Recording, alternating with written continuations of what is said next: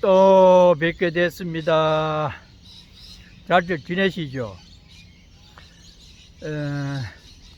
지금 이 시간에는요, 보왕산매론 9번째로 이익을 분에 넘치게 바라지 마라. 이익이 분에 넘치게 되면은 어리석은 마음이 생겨나나니, 그래서 성인이 말씀하시되 적은 이익으로서 부자가 되라 하셨나니라. 이 말씀도 만만치 않아요. 이익이 적은데 가진 게 적은 것으로 부자가 되라. 우리는 만화의 부자라고 하잖아요. 그런데 실상은 많은 부자를 바라는 대부분의 사람들은 아주 가난하게 살 수가 있습니다. 왜? 계속 더 큰 것을 바라니까요. 계속 바라니까 부족함을 느끼니까 거지가 되는 겁니다. 더 가지려고 자꾸 하는 게 거지 근성이잖아요. 그래서 지혜로운 사람들은 많은 이익을 남기기를 원하지 않고 적당하게 자기들이 살아갈 만큼만 그렇게 가지는 것이 도리어 참 부자일 수가 있다, 그런 말씀이죠. 참 주로 가게를 하는 사람들은 어떻게 해서든지 원가는 줄이고 이익이 많이 남기를 희망하면서 운영을 하지요. 어떤 일이든지 그것은 뭐 동서양을 막론하고 거역할 수 없는 사실인데, 지나치게 이익을 많이 남기려고 하면은 여러 가지 문제 중에 어리석은 마음이 생겨나나니, 어리석다고 하는 것은 분수에 넘치게 된다든지 너무 탐심에 매몰되는 마음이 어리석은 마음이지요. 그러니까 참 건강과 재물이 손에 나지 않을 정도의 적당한 이익에 만족할 수 있어야 되는데 사람 마음이 그래 안 되잖아요. 그러니 그것이 중생살이에 어쩌면은 정상적인지도 모르죠. 가만히 생각해 보면은 그래가지고 싸우다가 코피가 터져서 병원에 가서 치료도 받아야 의사가 살고, 또 이혼도 해야 변호사들이 일거리가 생기잖아요. 그러니까 참 생각을 해보면은 중생세계가 참 재미있게 돼 있어요. 그러니 인구가 많아짐으로써 문제가 많이 발생을 시켜야 그 많은 사람들이 여러 종류의 직장을 가지면서 살게 되어 있는 그런 구조가 이 사바세계잖아요. 현실적으로 보면은 그런 문제가 많이 발생을 해야 될 거 아닙니까? 장의사들은 그 사람이 많이 사망을 해가지고 자기 일거리가 많으면은 자기 사업이 잘 된다고 하잖아요. 그렇지 않습니까? 그러나 부모, 형제가 병으로나 사고로 당해서 참 그런 일을 당하는 것은 큰 일이라고 하고 슬퍼하지만은 좋아하는 사람 또 있잖아요. 그래서 이익을 분에 넘치게 바라면은 문제가 발생할 수가 있다고 생각하는 것이 성현들의 마음씀이죠.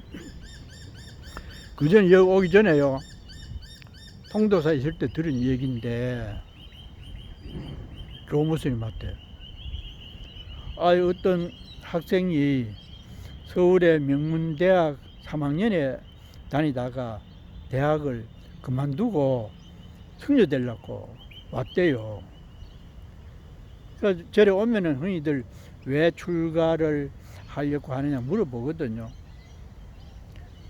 그 학생 대답이 자기 집이 서울인데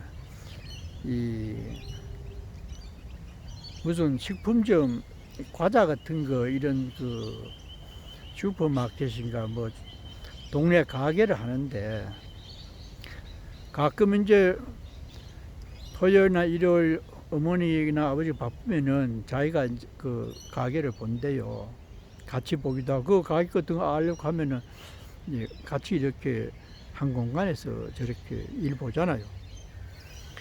그런데 가만 그 학생이 보니까 그 동네에서 상당히 어렵게 힘들게 애들 키우면서 혼자 사는 어떤 여성이 와서 좀 많이 사가려고 하면서 조금 애누리 좀 해달라고 하면은 자기 어머니 말이 아이고 여보소 그래 하면 우리가 믿집니다.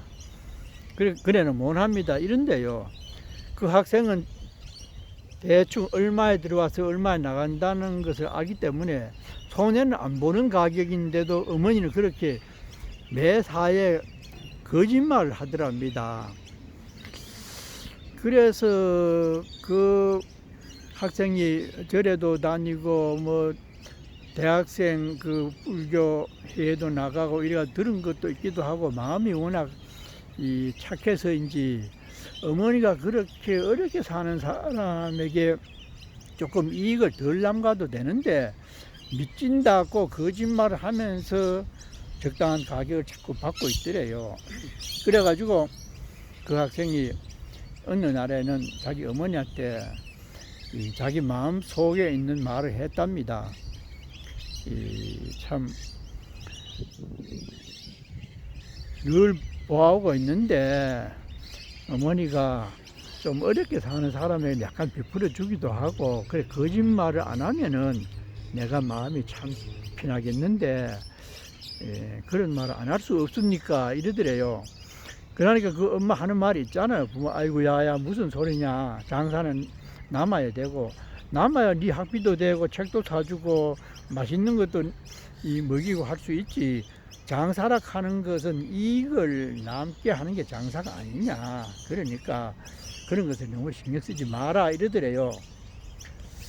그래도 나는 마음이 편치 않습니다. 뭐 참 살만한 사람은 모르지만 어렵게 사는 사람에게는 약간 그렇게 베풀어 주는 것도 좋지 싶은데 하여튼 마음이 편치 않습니다. 그랬는데 계속 그런 식으로 어머니가 매매를 하더랍니다. 그래가지고 이 학생이 가만히 생각해 보니까 어머니가 저렇게 거짓말을 하고 또 없는 사람에 대해서 그렇게 악착같이 더 받아가지고 이익이 남는 돈으로 내가 먹고 살고 공부를 한들 그 공부가 올바르겠느냐 이런 생각이 들었답니다. 그래서 얼마를 생각하다가 차라리 그런 부정한 마음으로 내가 공부하는 것보다는 모든 걸 그냥 집어치우고 올바른 마음으로 살기 위해서는 통도사 가서 삭발을 하고 승려로서 사는 것이 더 값지겠다, 그런 생각이 나서 3학년인데도 그 좋은 학교를 그만두고 왔대요. 그래가지고 그 얘기를 들은 교무스님이 그 부모에게 연락을 해서 빨리 오라고 해가지고 종무소에서 그 아들이 생각하는 대로 그렇게 어머니가 생각을 좀 달리 해서 그만큼은 살 수가 있으니까 그 아들이 이런 상황이 된 데 대해서 부모님이 얼마나 놀랬겠어요. 미처 그렇게까지 할 줄은 몰랐겠지요. 예. 그러다 보니까 황급히 통도사까지 와서 다음부터는 아들 생각대로 하겠습니다 하고 그렇게 데리고 가서 이 졸업을 시켰다는 그 얘기를 들은 적이 있거든요. 예. 그러니까 이걸 너무 바라게 되면은 그런 일도 있을 수 있기 때문에 성인의 말씀은 적은 이익으로서 부자가 되라. 참, 이 말씀도 재미가 있죠. 적은 이익으로 이 부자가 되라. 부자요, 많을수록 많기를 바랍니다. 그러니까 이 조금 적더라도 안분지족, 내 분수에 맞아서 나는 이 정도로도 충분히 살아가기에 고맙고 흡족하다, 이런 생각을 하는 사람이 참으로 부자일 수가 있지요. 그러니까 참 어려운 이 말씀이지만은